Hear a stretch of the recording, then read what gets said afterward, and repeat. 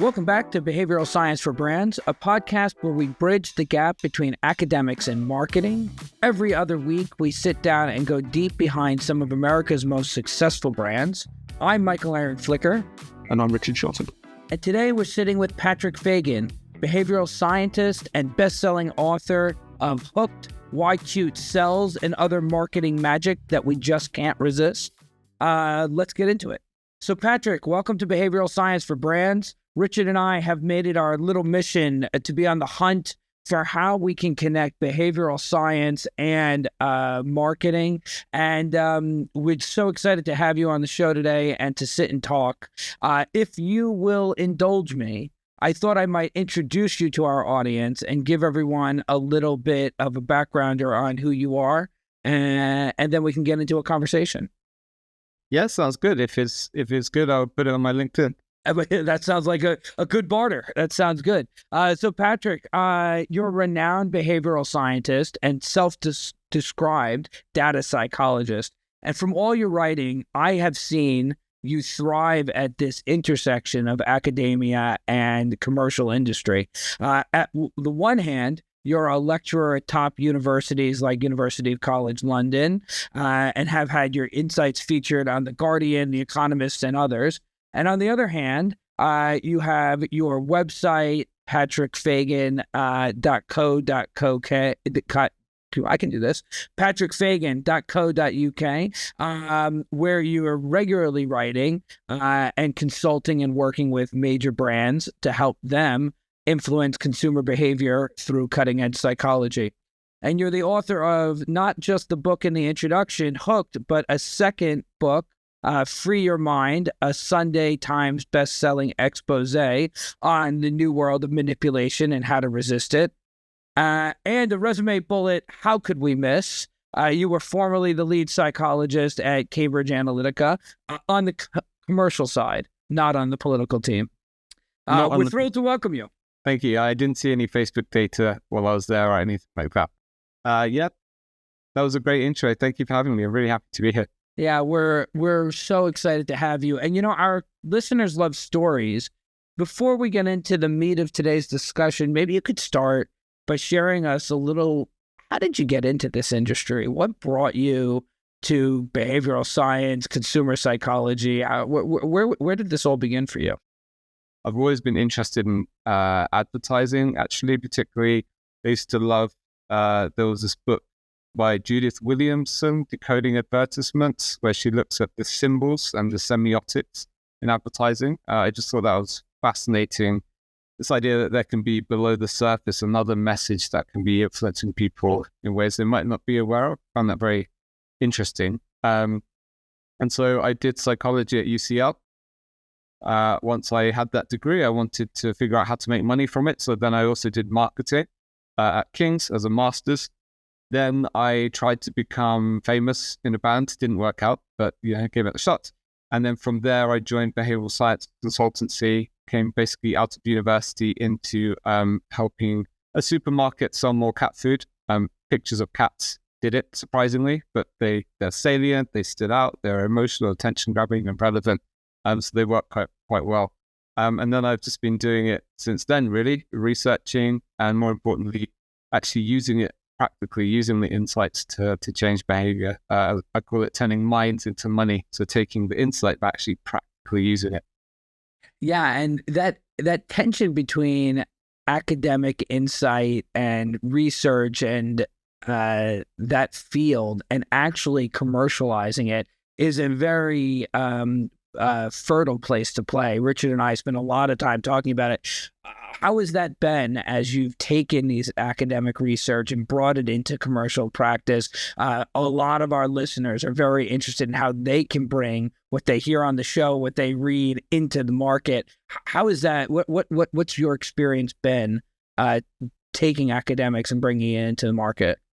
Well, one thing, of course, is that these things always need testing in the market, which sounds obvious, but there's no kind of silver bullets. When I consult for clients, I'm very clear that I'm not giving them the answer. I'm giving them things to test. For example, I had a client recently who was a supplements brand, And one of the things we recommended they do is remove the currency side from the pricing, because there's a fair few studies showing that, for example, in restaurants, if you do that, sales will go up because it feels less like money. So they did it, and sales went down significantly. And potentially that's because supplements is a category where trust is important. So if you start kind of visibly manipulating and being funny about pricing and things, it might just put people off. There also could have been people coming from other countries to buy the product, may have been confused. But the point is, we had what seemed like a fairly quick win, sure thing, but actually it didn't work. It needed to be tested. And in that example, to connect the dots for folks, they rolled out something a little bit more broad than running a smaller test, or we learned that in a smaller test. Yeah, they did a small test first, kind of a split test to see if it works, which it didn't. But that's probably one of the main things, is of course testing it and knowing your audience and your context. So not every nudge or intervention is going to work for everyone the same. So social proof might be great if you're selling baked beans, but not if you're selling a luxury handbag, because people don't want the one that everyone else has. Or vice versa, no one's going to buy limited edition baked beans, really. I think clients did do that once, but never again, which probably tells you everything. So it's really important to do that research and get to know the context and everything first, because otherwise, outside of the lab, it might not work. Do you think it's biases, like you mentioned, the scarcity and social proof there? Do you think it's that the bias isn't relevant in a particular category, or it has to be used in a very specific way? So there's a tin soup example. I mean, it's a bit different from beans, but I think it's of the same ilk, by Hosh, Kent and Wansink, where they, I think it was Sioux City. They sometimes sold them, 79 cents was 89 cents, and they got a few sales. Other times they said was 89 cents, now 79 cents. The maximum number you can buy is 4 cans. I think the sales went from 3.1 or something to 3.5.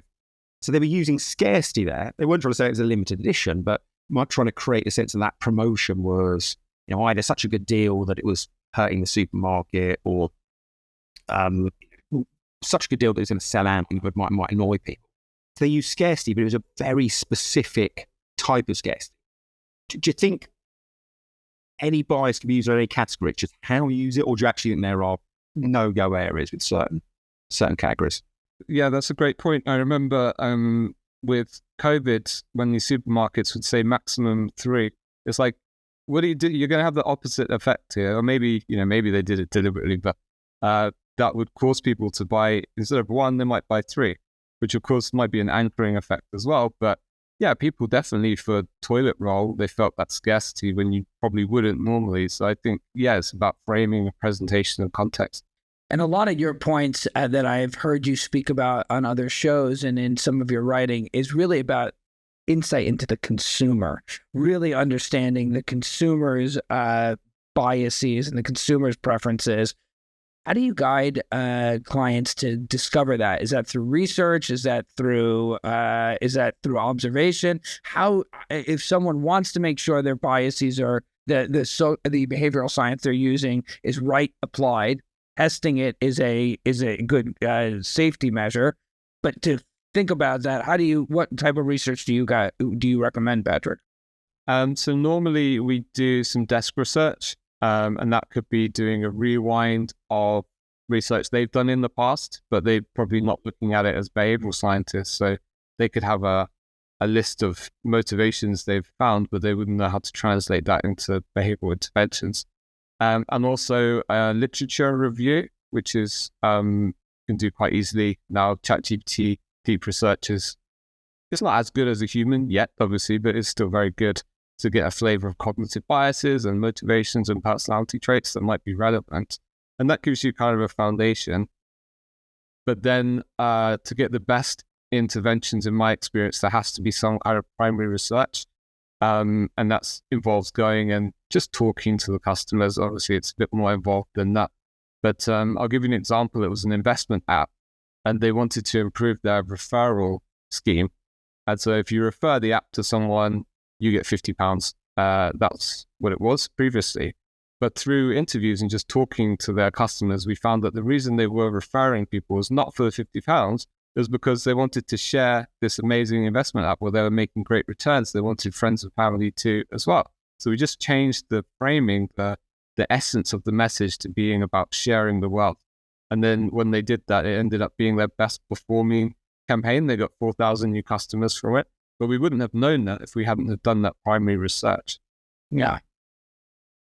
Really helpful. Patrick, you've written a brilliant book, Hooked. And I think, for listeners, there's an awful lot of writing on behavioural science in general, but there's not that much on, the applied behavioural science, especially in the world of marketing. So Hooked is, I think, a strong recommendation of ours for people to go out and read. And in the book, you talk about splitting into ideas into three broad sections. How to use behavioural science to capture attention, to boost the chance of a message being remembered, and then insight action. Yeah. So we were thinking perhaps we could go through those three sections and ask a few questions around that, if it was all right. Yeah, absolutely. Makes sense. Excellent. And in terms of that first part of grabbing people's attention, I think my favourite analogy from the book was you talking about the brain essentially as a bouncer with a VIP list. Can you tell people what you mean by that and what some of those attributes that get past the bouncer are, get the brain's attention? Yeah, absolutely. Well, as you know, I'm sure your listeners know, we're all cognitive misers to an extent in that we can't process, I'm sure this is not a new concept for your podcast, but there's only so much information that we can pay attention to and process. Not really possible to put a number on it, but some people have guessed from 0.0004% is the lowest I've seen to 30% is the biggest I've seen. But the point is, most of what's around us or what our brain is doing, we're not consciously aware of. Of course, we can't think through everything carefully. And that's why we have the invisible gorilla experiment, which again, I'm sure you're very familiar with, but 50% of people roughly failed to notice a gorilla walking across the screen when they were focusing on something else. Another study I saw had people walk through a park and then afterwards asked them if they saw anything unusual. About half of them failed to notice a clown on a unicycle in the park.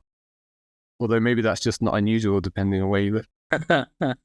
We miss all this information, right? But the flip side of that is that there are certain things that we will immediately, intuitively pay attention to.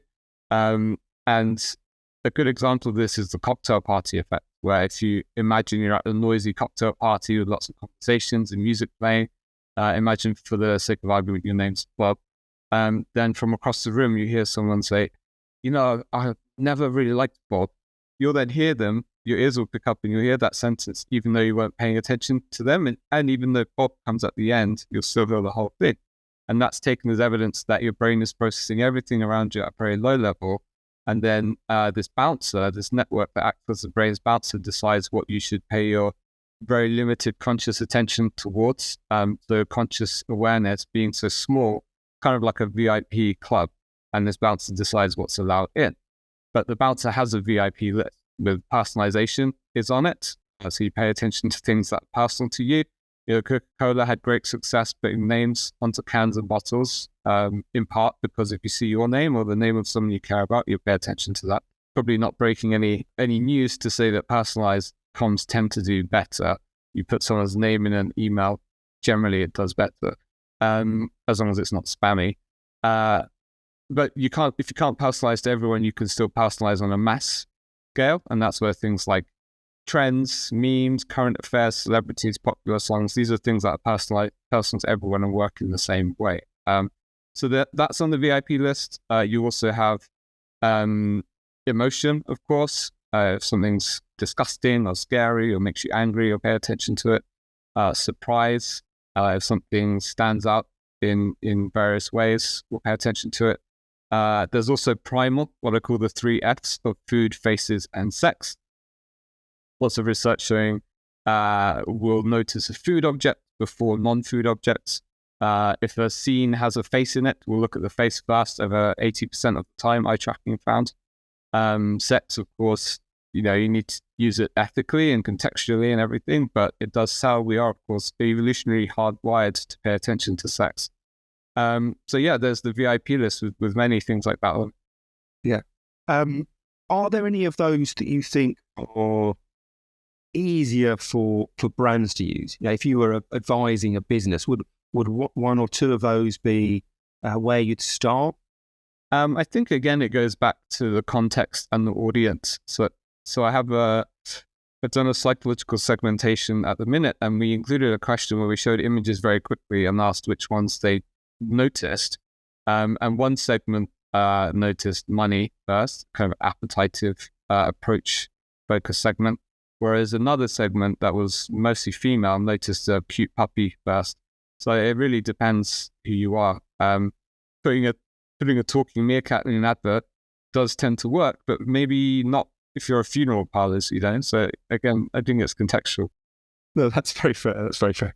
Well, what about one of them that you mentioned was surprise. So what do you mean by that? Is that distinctiveness, or is it something slightly different? Yeah, surprise is really interesting because I've been mulling around this idea that memory, if you be really basic about it, has two features.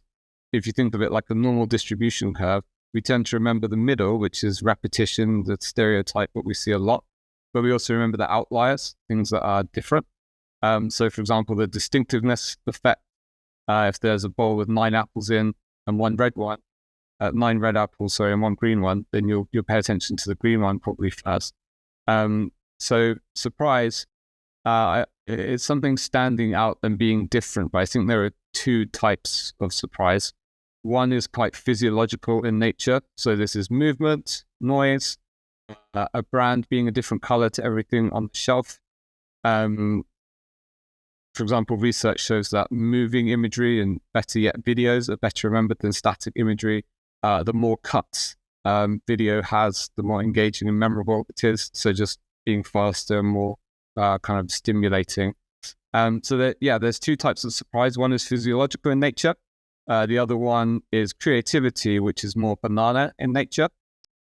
So this is things that don't really make sense or fit expectations. You're laughing. I just said banana.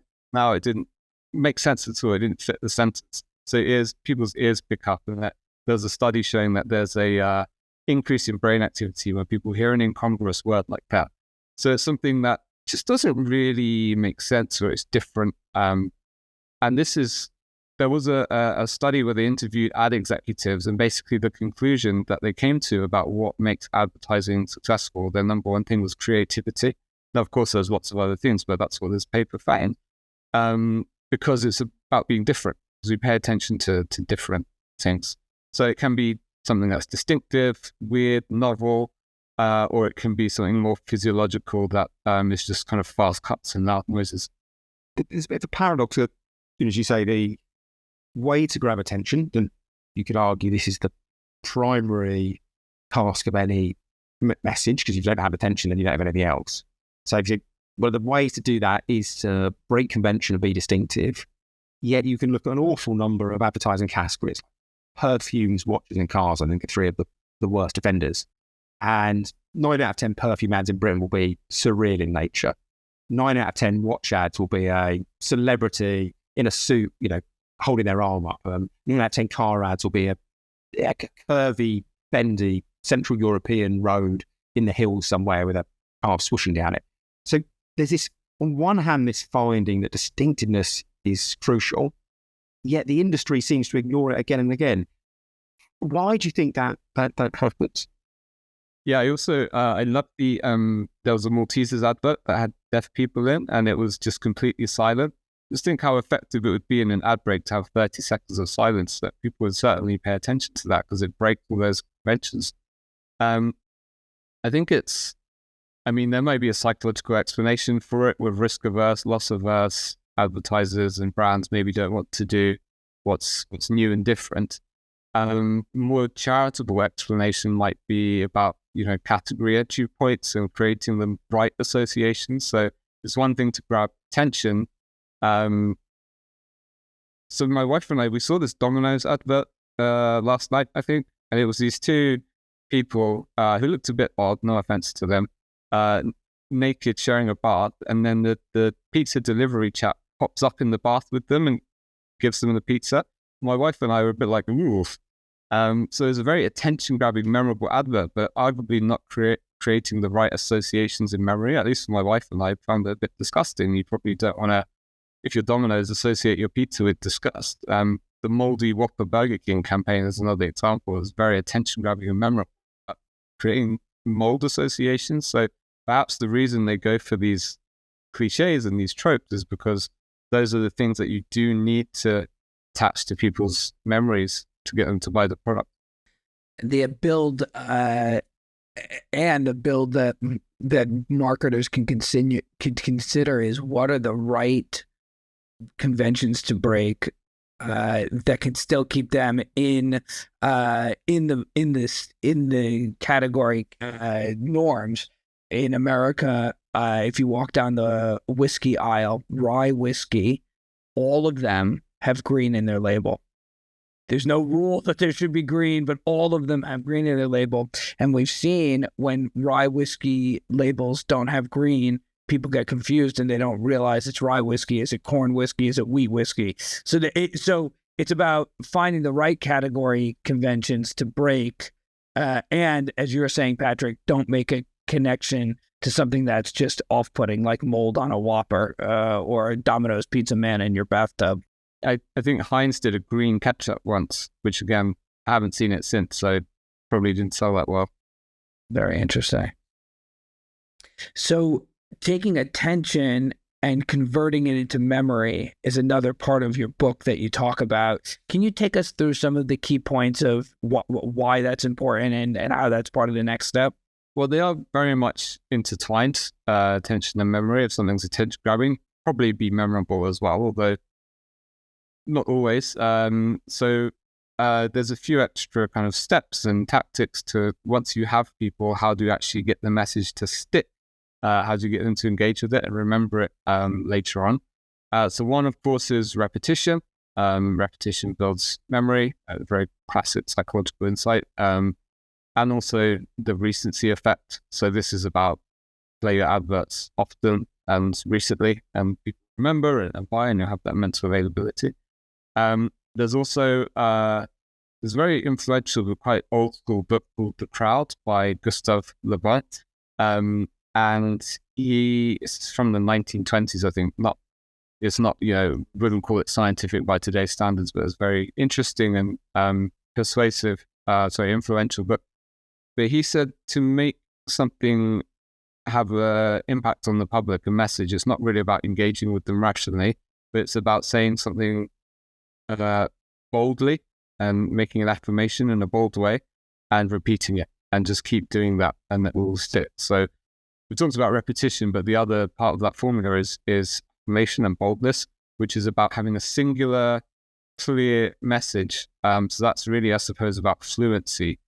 Being easy to digest. So that's short, simple language.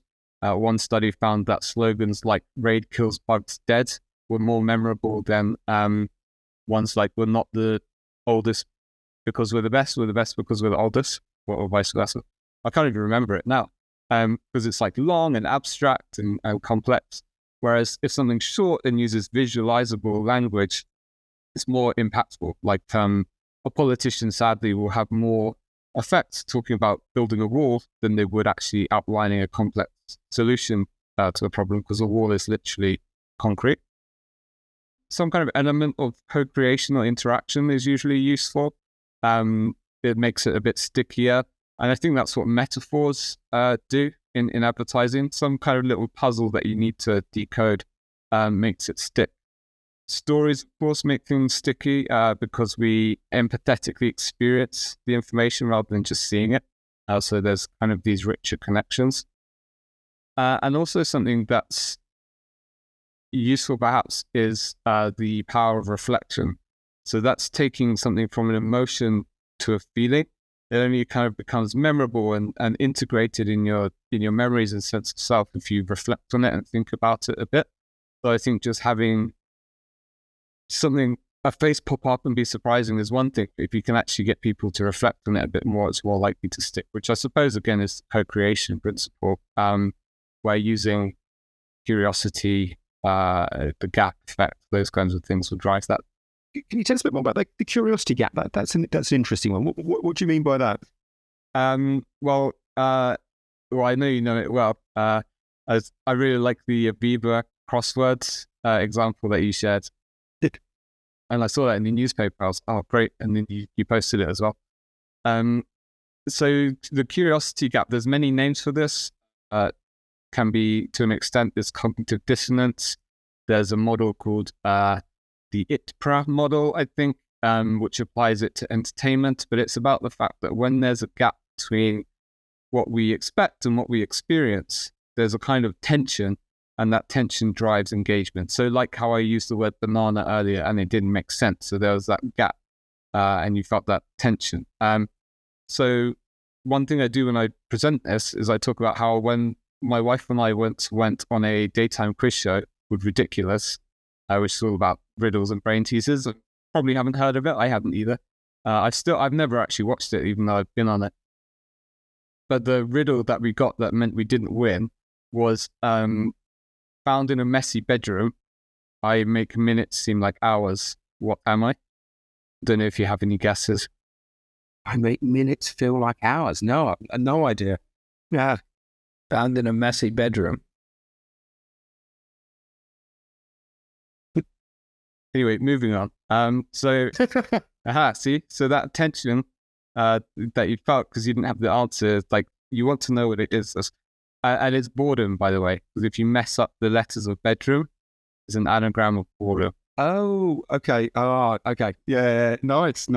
So yeah, any kind of mystery or puzzle, obviously not too much. You don't want to demand too much of people, but a metaphor, gamification, interaction, something that doesn't quite make sense at first. Yeah, this is why people are still interested in Madeleine McCann and Jack the Ripper all this time later, because there's a mystery there.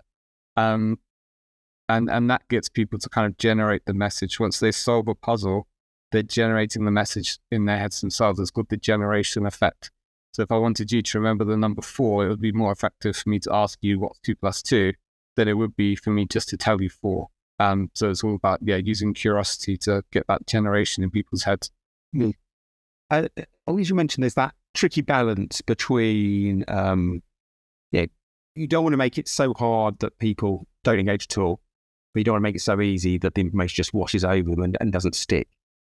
How do you gauge that correct kind of sweet spot?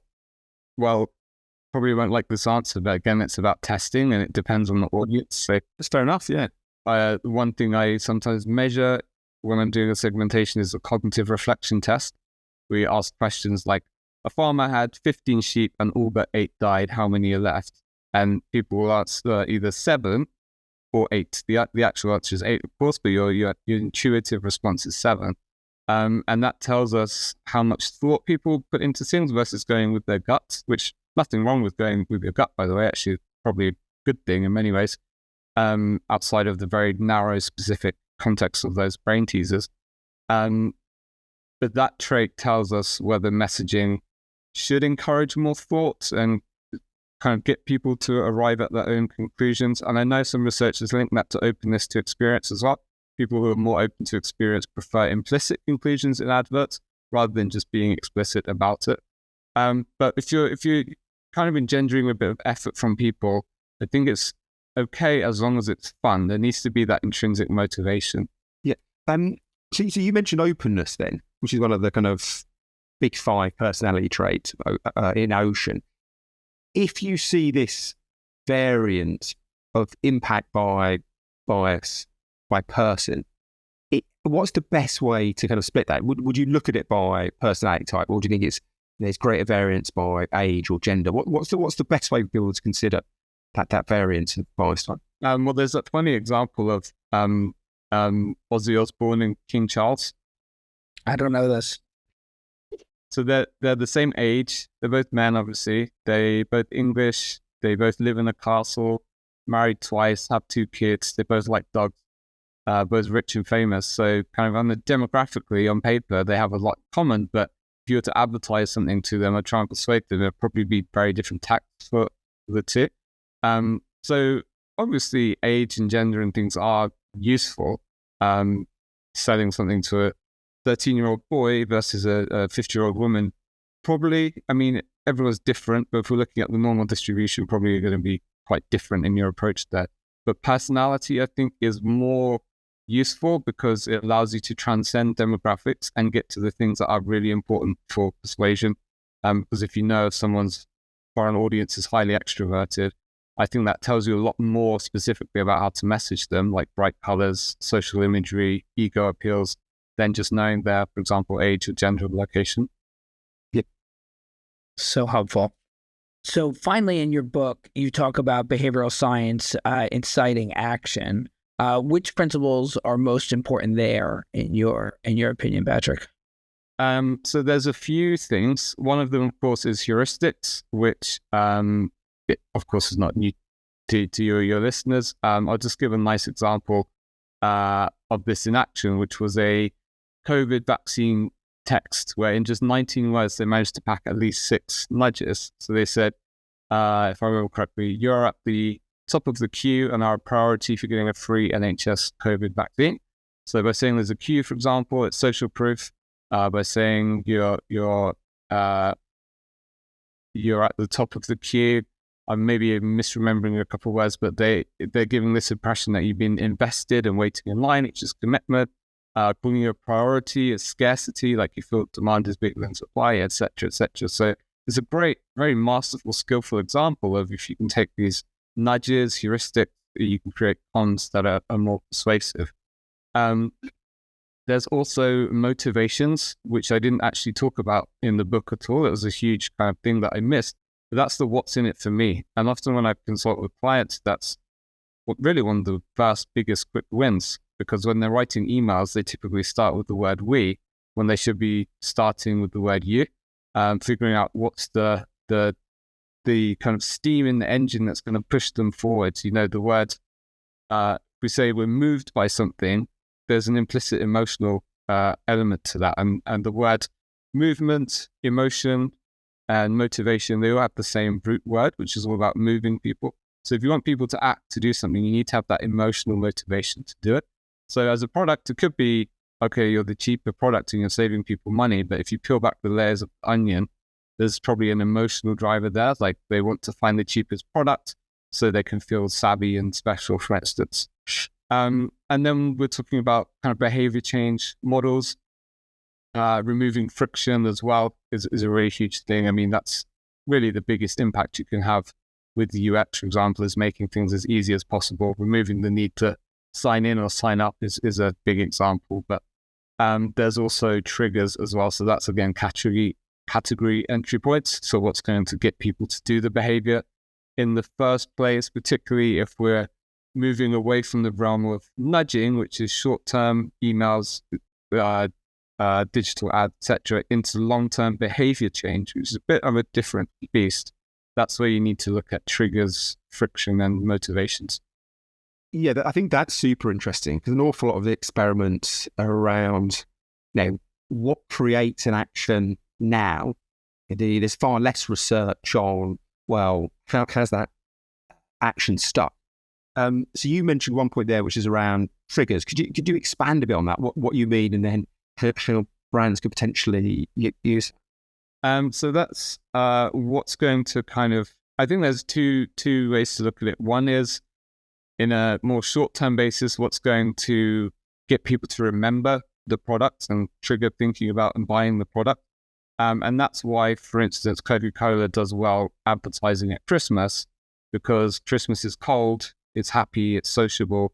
So if you think, oh, I want to be happy, or I'm going to a party, or I want a cold drink, that's going to trigger Coca-Cola to a certain extent.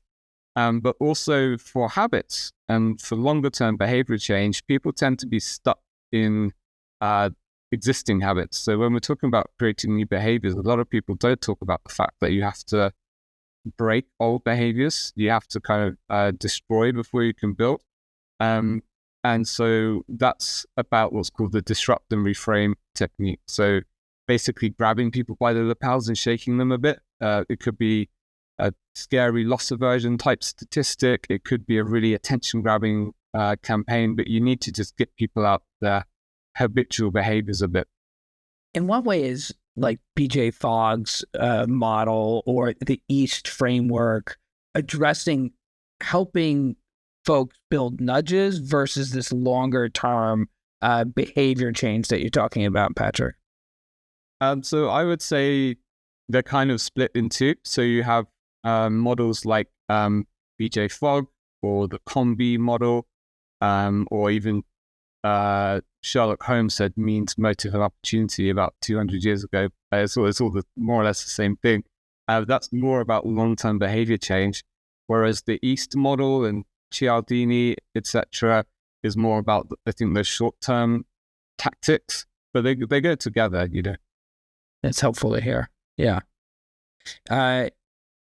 You mentioned Coca-Cola and the wintertime.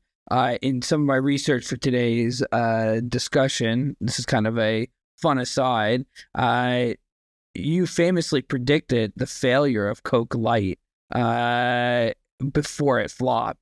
You want to tell everybody just a little bit about that experience and why you felt that way? It has to do with targeting. It has to do with the people that we're reaching out to. Yeah. I mean, Coca-Cola never answered any of my emails. There are multiple. So I wrote for AdMap an article about how I thought it would probably fail, and that was published about 2 years before it was indeed withdrawn from the shelves. And for those who don't know, Coke Life was 50% stevia or something. It was kind of framed as natural. It was in green packaging. Everything was green. Yeah. And first of all, probably not really understanding the audience all that well, because I'm going to make a very broad generalization here, but people who like to drink Coca-Cola probably not that concerned about their health in the first place, maybe.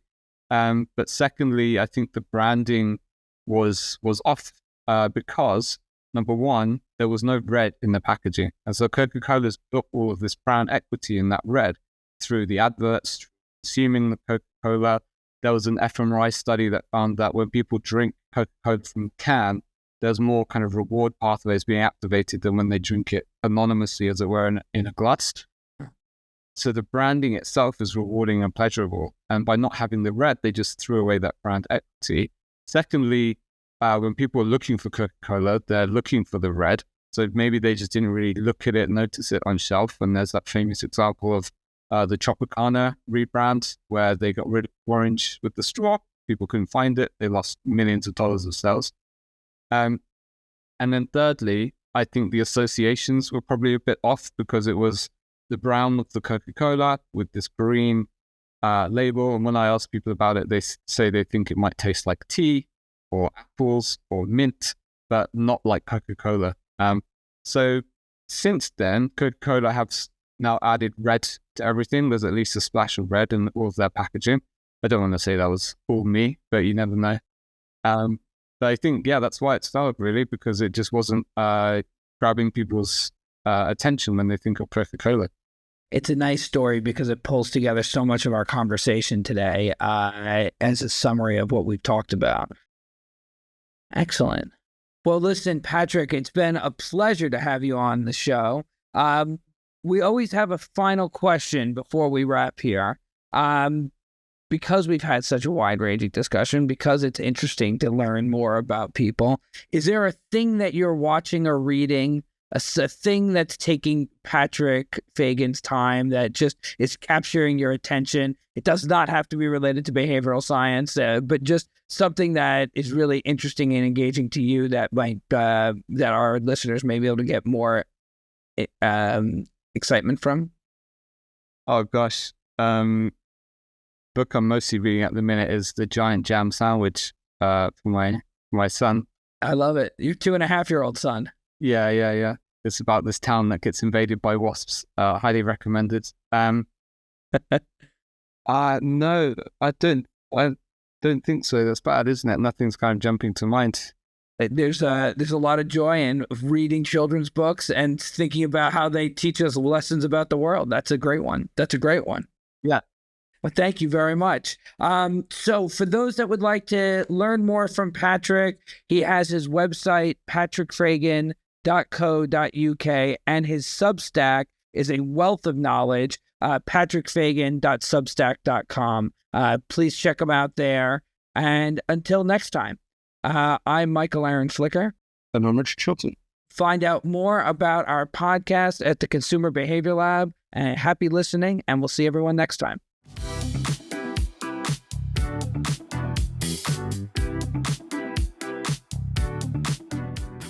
Behavioral Science for Brands is brought to you by Method One. Recognized as one of the fastest growing companies in America for the third year in a row, featured on Inc.'s 5,000 list. Method One is a proudly independent creative and media agency grounded in behavioral science. They exist to make brands irresistible, helping people discover products, services, and experiences that bring moments of joy to their lives. As behavior change experts, Method One creates emotional connections that drive true brand value for their clients, focusing primarily with indulgence brands in the CPG space. Find out more at methodone.com.